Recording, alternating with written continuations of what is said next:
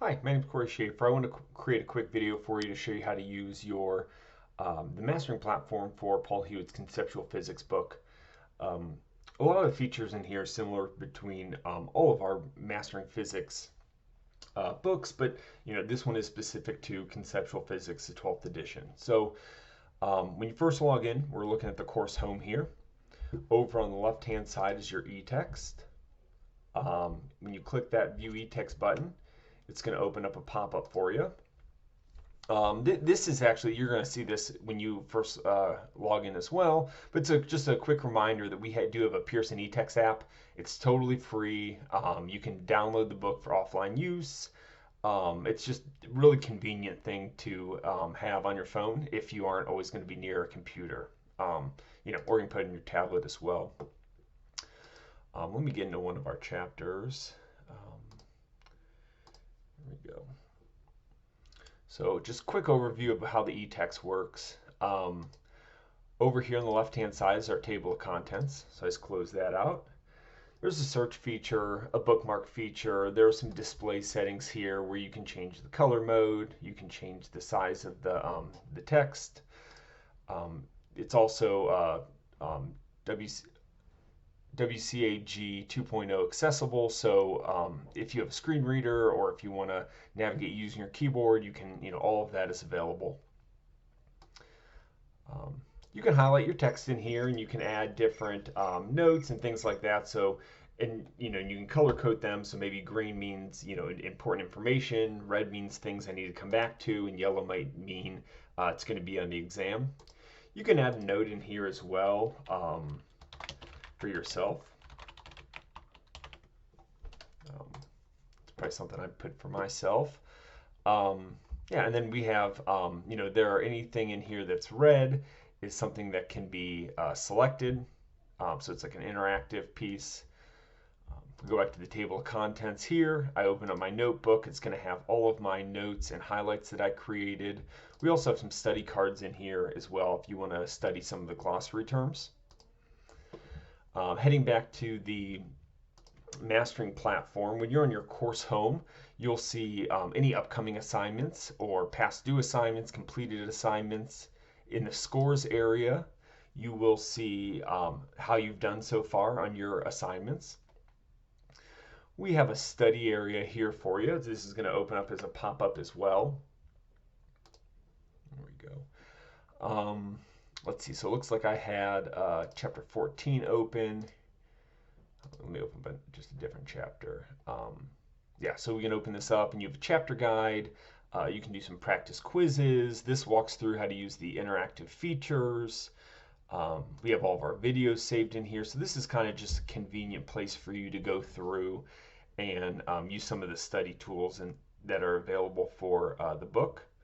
So let's click on one of these so you can see what this looks like.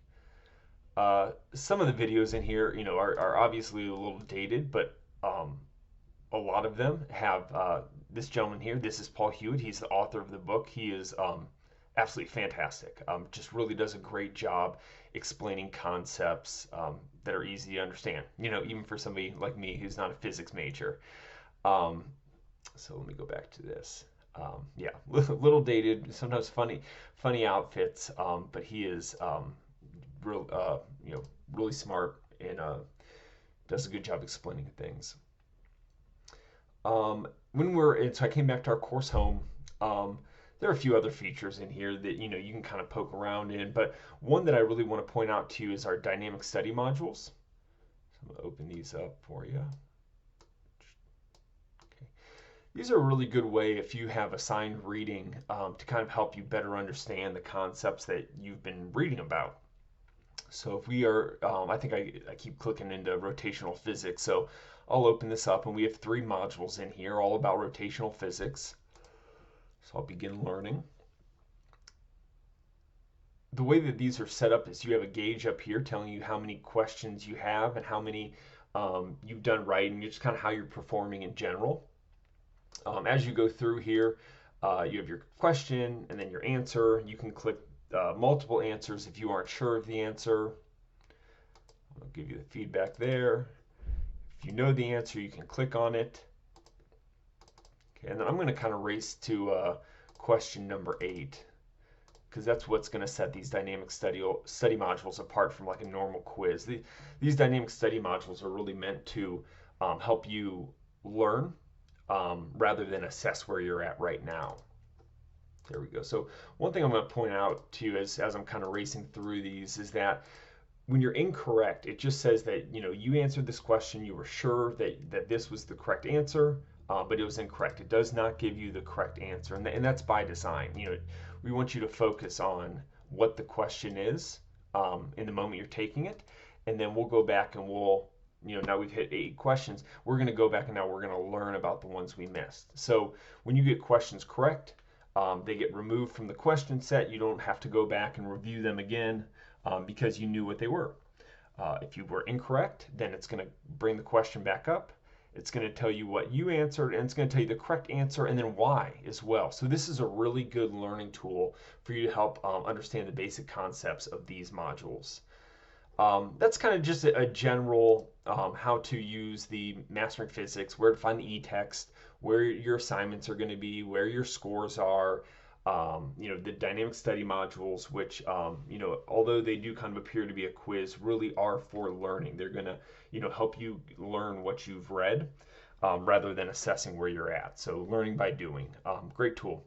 Hopefully this is helpful. If you have any questions, reach out to your instructor. I'd be happy to help out and continue this conversation, help you better understand how Mastering Physics can help improve your learning and your experience in this class. Have a great semester. Bye.